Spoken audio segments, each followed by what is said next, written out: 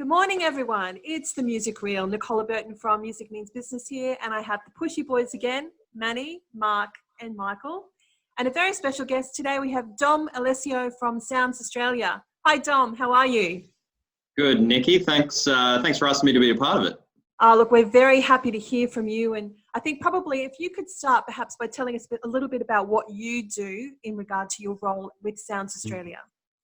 Yep. So Sounds Australia is the music export office. So in the old world, we used to have the amazing opportunity to basically go around the world and promote Australian artists and industry at showcase conferences. And so showcase conference is kind of like South by Southwest, which I guess is the biggest one people would have heard of before.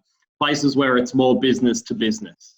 It's not really fan facing. Sometimes there's a fan element to it, but the main objective of these kind of conferences is to make business connections and for artists and managers to build their international teams. So that's what we used to do when we could get on planes and actually all be together. Yeah. Remember that? That was a good time. Yes, that was. I'm assuming things are going to be changing quite significantly for you guys moving forward. Yeah, it will. It will. And I guess that's why I was brought on a couple of years ago. So my role is as digital export producer is the title. So my role is kind of twofold. One is to design the digital strategy for Sounds Australia. But secondary, it's also to keep an eye on digital opportunities for Australian artists and industry internationally. Right. And obviously, because of the coronavirus outbreak and what it's brought about, digital has become the focus because we can't do these things in person at the moment. Yeah, that's right. Wow. So maybe a little bit about what happened when lockdown hit in March. Were you guys in the middle of any events or anything? Yeah, well, we weren't in the middle of any events per se, but we were definitely in the midst of planning. I mean, we were set to go to South by Southwest, I believe, maybe a week. I think we were a week out from going to South by Southwest, and then it got cancelled. Right. We were already planning for the Great Escape Festival in Brighton in the UK in May. We had flights booked all the way up until September of this year. So we had a lot of things that were on the boil. For us, when South by got cancelled, I remember because I was in Adelaide. I was in Adelaide for WOMAD. That was the last live event that I got to see. And we all got on the phone for about 4 hours and we were like, how can we help the artists and industry who were set to showcase at South by Southwest?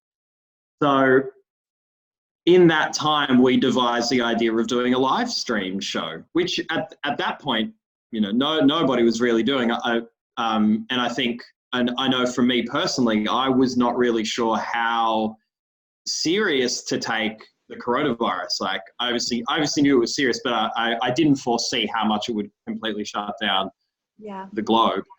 So on Monday, when we were all back in the office, we came up with this idea called 3 for the Stream, which was going to be 3 songs from 19 artists who were set to showcase at South by Southwest. We're going to do it across 3 stages at Bakehouse Studios in Melbourne. And it was going to start at 9 a.m. in Melbourne because that time aligned really well with the East Coast of America. And so we were thinking, if we can't take these artists to America physically, let's do it online. We'd never done anything like this before. We had no idea how to put together a live stream event. So we put it together in 5 days, crash course in how to put on a live stream event. Wow. We announced it on the Friday. 19 acts, 3 stages. I think it was maybe like 5-hour stream. By Monday, we had to cancel it because Daniel Andrews announced a state of emergency in Victoria. And if you remember that time, we're talking like the start, the middle of March, where a day felt like a year because there was just so much happening and things were changing so rapidly. Yeah. And I always think back to that because that is just like, in the space of a week, we went from this seems like the best way that we can help artists. 7 days later, we're like, we can't even put people in a room together. Oh, unprecedented. Oh, I can't believe that. Manny. Well, I guess the question that I've got, Dom, is the transition for you specifically coming from a radio background and in terms of, you know, mentioning the word Triple J and then coming across to Sounds Australia. Was it a really confronting change? Because obviously being on radio, yes, there's a live component, but now having that, you know, in the previous world, having live, being able to get people to live shows, like, etc. What was the biggest transition from, say, coming from a radio background into Sounds Australia, where one is a government-funded scenario versus another situation where you are talking about a business-to-business premise, so to speak? Yeah, but also government-funded as well. So I just went from one government-funded organisation to another organisation that's funded by government in a different way. Yeah. To be totally honest, the transition wasn't as difficult as I thought it might have been. And I think for me that was because after 8 years of doing Home and Hose, which was the show I did on Triple J, the Australian music show, like I'd felt like I had done my time on there, and I was ready for a new challenge. And when you do something like the Australian music show, I think in a way, what's different to that show as compared to doing, say, like a lunch show or like a drive show on Triple J, that you do have a lot more of a relationship with the music industry.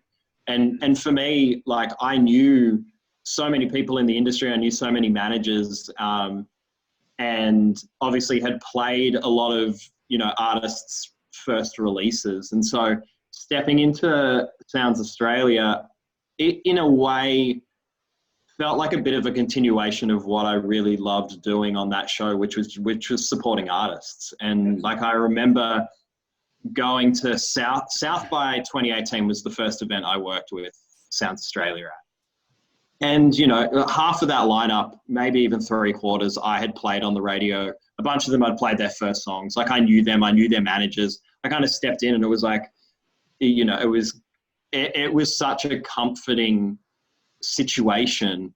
And what was really lovely and what was really touching for me personally was just how many artists who were going to South by for the first time, who knew me or previously in my role as Triple J, and were like, they were saying to me, we feel so much more relaxed being on ground, knowing you're here because you know what we've done, and you know what we're trying to achieve. And so that was really lovely.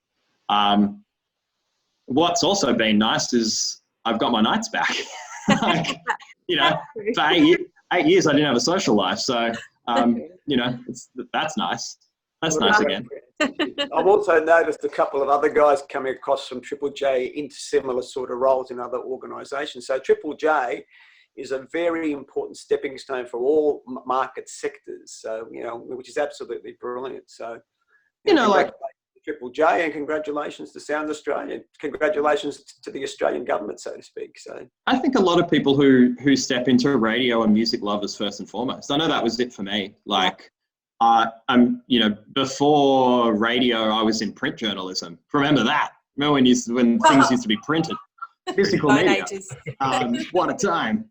And, you know, like, I had never had it. I honestly had never had any desire in stepping into radio. Like, for me, the starting point for all of this was just being an obsessive music fan. So the things that have taken me from print media to radio to Sounds Australia, the through line is just a love of music. So we love that, the obsessive music fan. That's what we want to maintain. Michael. Hey, Dom. I was wanting to speak to you just in relation from an artist point of view.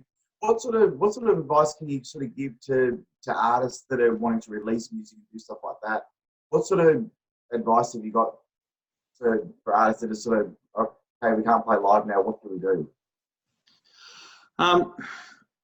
I think you know, to find a silver lining in this moment is, it is actually a really great time to be able to build a fan base without having to outlay the costs of going on tour or, you know, trying to find shows. Like, the opportunities to actually build a fan base now are there. The way you got to do it, though, is you've got to have something to say. You've got to have something unique to say, because at this time as well, there's so much noise, and it's how do you cut through the noise? Yep. And in the past, it used to be, we'll put on a great live show, we'll support some of the bigger acts, we'll try to get their fan bases. You know, we'll try to get some of the people who may come early and check us out, we'll bring them over and they can become fans of us. You don't have those avenues now because, you know, we're home more. But even as restrictions start to loosen, the idea of a live show seems, you know, pretty far away. Yeah. At least with a couple of hundred people in the same room. Yeah.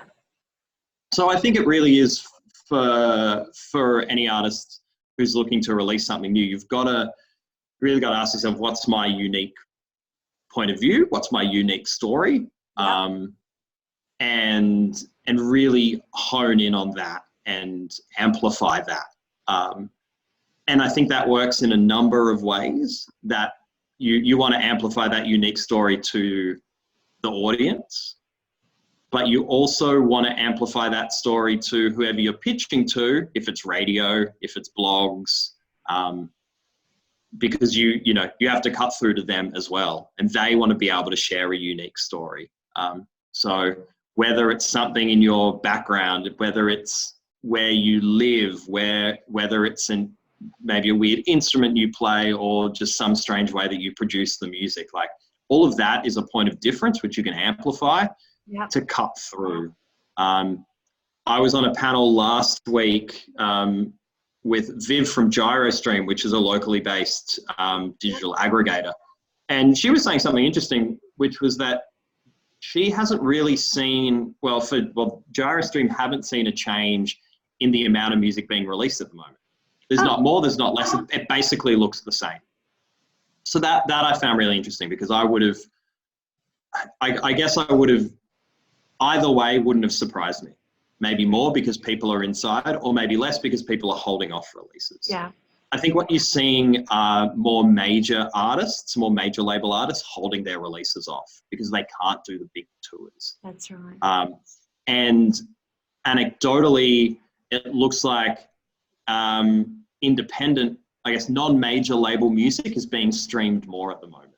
So yes. That points to a good opportunity for a new independent artist, because A, people are still interested in listening to new music at this time, and B, there's less competition from bigger artists, but there's still a lot of noise that you have to cut through. Yeah. So you can't be complacent. You've still got to, you know, amplify that point of difference, and you know, and write really great music.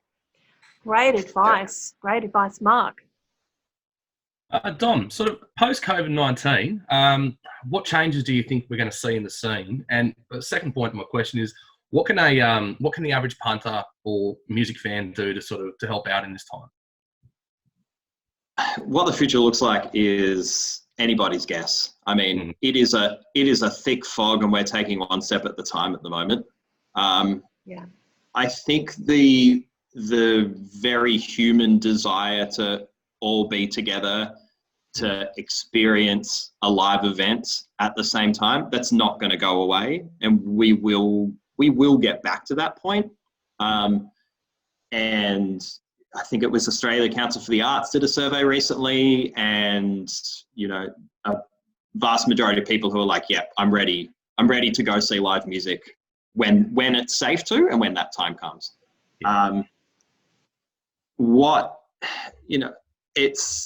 It's really hard to say what will change. And it would just be purely speculative on my behalf. I think from a fan perspective, when you feel safe to go to a live show, you should go to a live show. Get out, spend that money, maybe buy a t-shirt, maybe buy some vinyl. I mean, the merch is going to support the artists. Buying a ticket and going to the live show is going to help all the people behind the scenes who, you know, are sometimes forgotten in all of this. You know, and that's not to and I'm not trying to downplay the how hard this has hit artists. Obviously, I'm not trying to do that. But you know, it's the behind the scenes, it's the crew, it's the roadies. They're the ones who, you know, they're not on the Channel 9 live streams. They're not on Instagram Live. Like, they're not as front and center.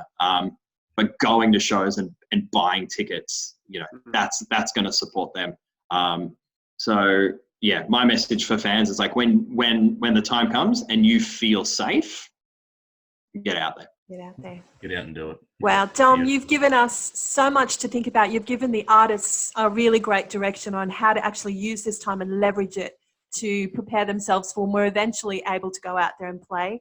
We really want to thank you for your time today and for your insights and your wisdom. Thank you so much. Thanks, Nikki. It was an absolute pleasure. Thank you, everyone. Wonderful. Thanks, everyone. I'll see you next time. Thank you. Thanks, Dom.